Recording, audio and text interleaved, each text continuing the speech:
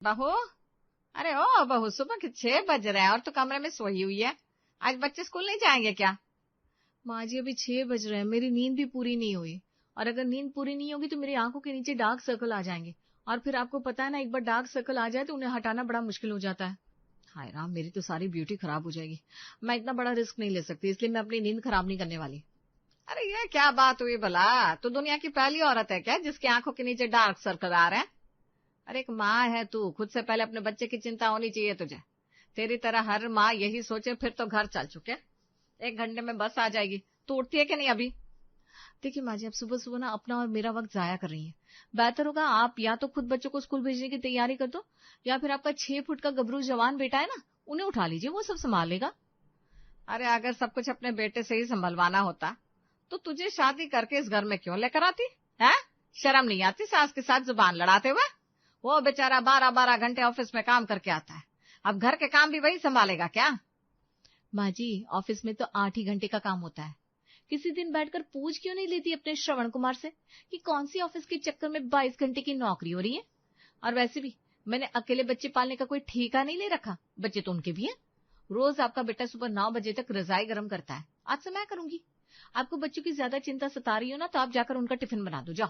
ए बहू, भांग खा रखी है क्या तूने? ये कौन सा तरीका है बात करने का? आज से पहले तो ऐसे तेवर कभी नहीं दिखाए तूने। अरे माँ जी, देर से ही सही, लेकिन अकल तो आती है ना इंसान को। आप ये समझ लीजिए कि बस मेरी भी आंखें खुल गई है। बहुत भाग ली मैं आपके बेटे और इस घर के पीछे। अब चाहे दुनिया जाए चूल्हे में, मुझे अपने आप से मतलब है।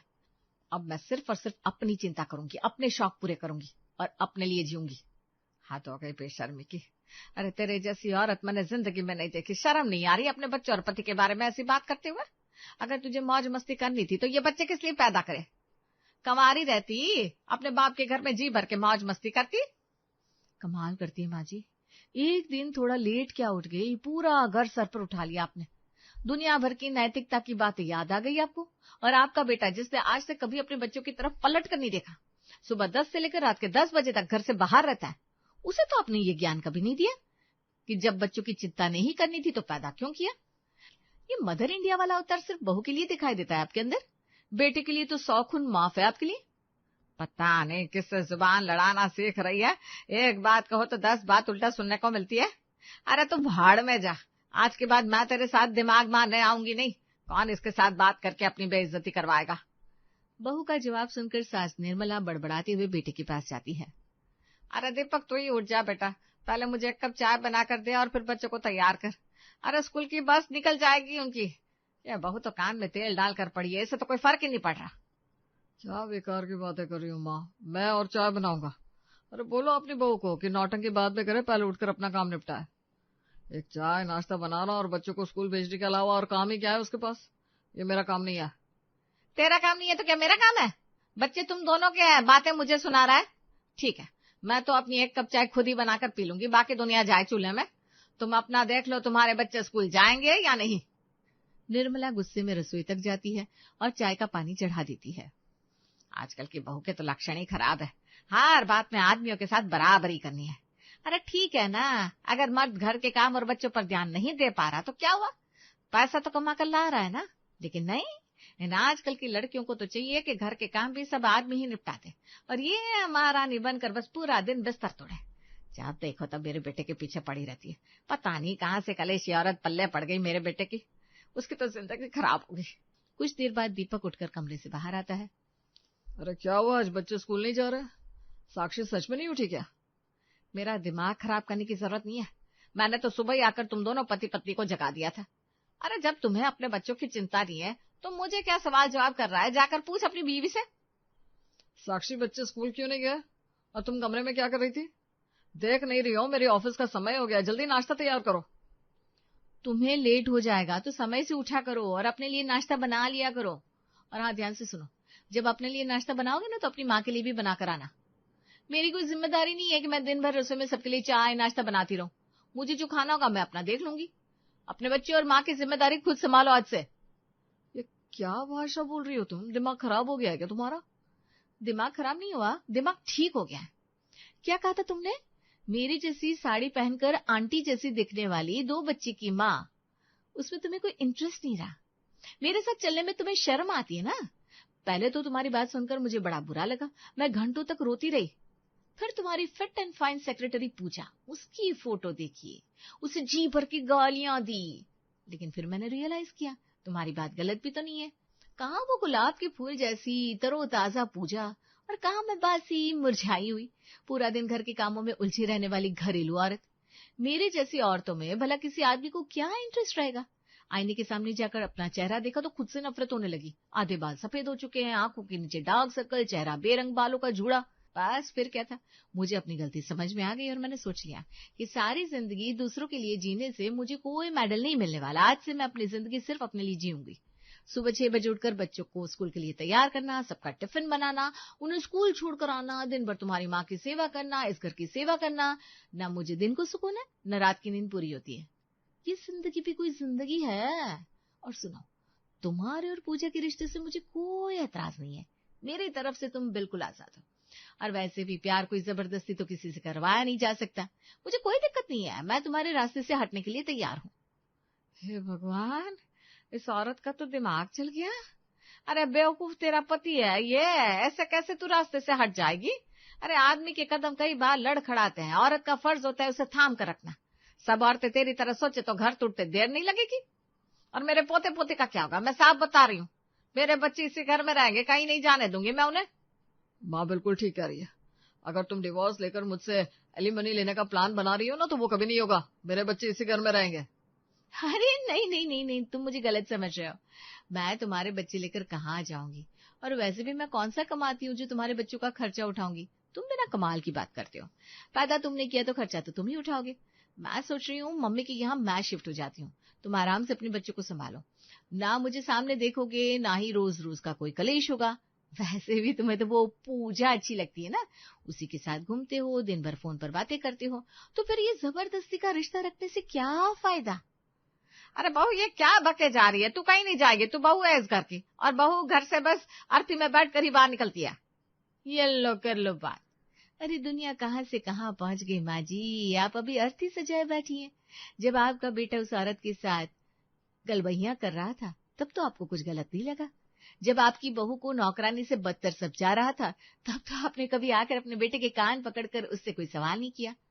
और आपके भी तो यही विचार है ना कि मेरी शक्ल और अकल इस घर की बहू और आपके बेटे की पत्नी बनने के लायक नहीं है।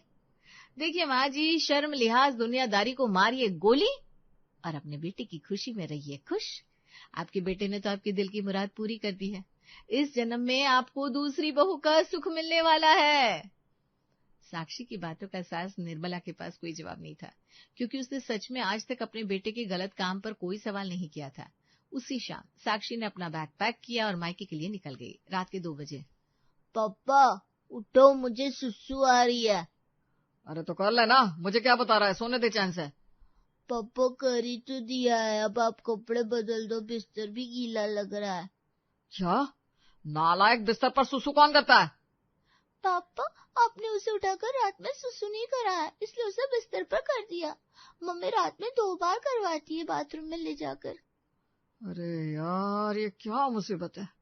आधी रात को बिस्तर चेंज करके चिंटू के कपड़े बदलने के बाद अभी दीपक सोया ही था कि एक बार फिर से चिंटू उसे उठा देता है। अब क्या हुआ? पापा प्यास लगी है, पानी चाहिए। अरे यार ये तो सोने ही नहीं दे रहा। अच्छा रुक लाता हूँ। अगले दिन सुबह। बेटा जल्दी से उठकर नाश्ता बना दे, फिर बच्चों को नहलाना भी है, फिर स्कूल बस तक लेकर भी जाना होगा।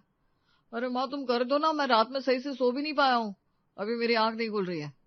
अरे बेटा मुझसे काम नहीं होता, मेरा तो घुटने ही बेकार हो गया। अच्छा ये बताओ, कौन है वो लड़की जिसके बारे में बहू कह रही थी? अगर तूने उसे पसंद कर ही लिया है तो बुला लो ना उसे, वही घर संभाल लेगी। देख बेटा मुझसे ना अब ये सब नहीं होता। ठीक कह रही हूँ माँ, मैं उसे यहाँ आकर रहने को बोल देता हूँ। अब साक्षी चली गई है तो जल्दी ही हम शादी भी कर लेंगे। सुनो पूजा, तुम आज ही अपना सामान लेकर मेरे घर आ जाओ, अब हम साथ रहेंगे और बहुत जल्दी शादी भी कर लेंगे।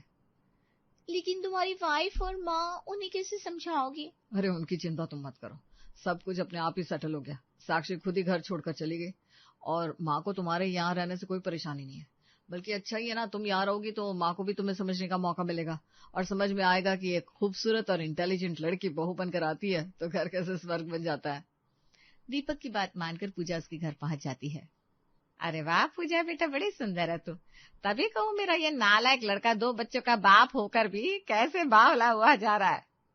वैसे ये तो मर्द है, इसका चल जाता है, तू कैसे करेगी बेटा? मेरा मतलब है तेरे भी तो बच्चे होंगे ना, उनका क्या होगा? नहीं माँ जी, अभी मेरी शादी नहीं हुई। बस दीपक जैसा प्यार करने वाला कोई मिला ही नहीं आज तक। उनसे मिलकर एहसास हुआ मुझे जिसकी आज तक तलाश थी वो दीपक ही तो है। पर क्या फर्क पड़ता है कि वो बच्चों के पिता है। मैं उन्हें उनके बच्चों के साथ अपनाने के लिए तैयार हूँ। अरे वाह बेटा, कितने ऊंचे विचार है तेरे। ठीक है बेटा, मेरा आशीर्वाद तेरे साथ है। आज से ये पूरा घर तेरी ही जिम्मेदारी है। ये ले चाबियां, तू संभाल इसकी जिम्मेदारी। जी माँ जी। अरे बेटा, ये इतने चुस्त कपड़े पहनकर कैसे पूरा दिन घर संभालेगी? तो ऐसा कर, कपड़े बदलकर कुछ आरामदायक सा पहन ले और जा सबसे पहले ना रात के खाने की तैयारी कर ले। क्या कहा? खाना? लेकिन मैं तो जॉब करती हूँ ना, सुबह ही ऑफिस के लिए निकल जाती हूँ। मैं ऐसा करती हूँ कोई कुक रख लेती हूँ, आपके लिए गर्मा गर्म खाना बनाएगी। अरे इतना प्यार है तुम दोनों में। दीपक ने तुझे कभी बताया नहीं? बाहर का खाना ना हजम नहीं होता, उससे बीमार पड़ जाता है। इसीलिए इसे तो तीनों टाइम घर का ही खाना चाहिए होता है, गर्मा गर्म। अब कौन सी काम वाली यहाँ 24 घंटे रहकर गर्म पका कर देगी?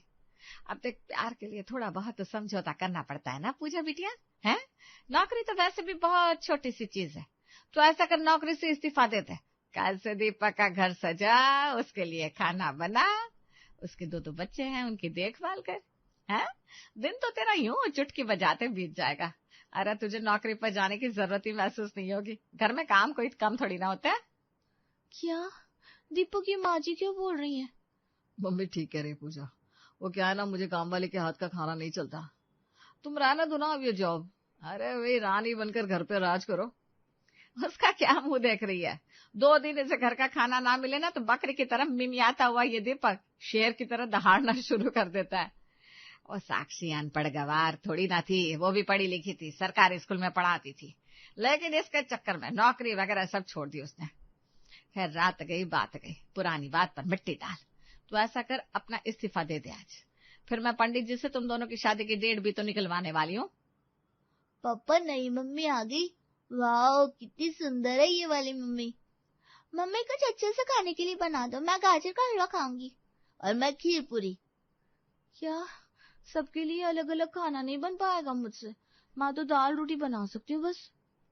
दाल रोटी कौन खाता है? मैं नहीं खाऊंगी। दादी, ये वाली मम्मी बस दिखने में अच्छी है, ये हमसे बिल्कुल प्यार नहीं करती। अरे नहीं बेटा, ऐसा नहीं करते। देखना, अब भी बना देगी तुम्हारी पसंद का खाना। अरे बेटा, बच्चे हैं, बच्चों का मन रखने के लिए थोड़ी मेहनत तो करनी पड़ती है ना, है? अच्छा, खाना बनाने से पहले रसोई की साफ सफाई जरूर कर लेना। मुझसे ना अब काम नहीं होता।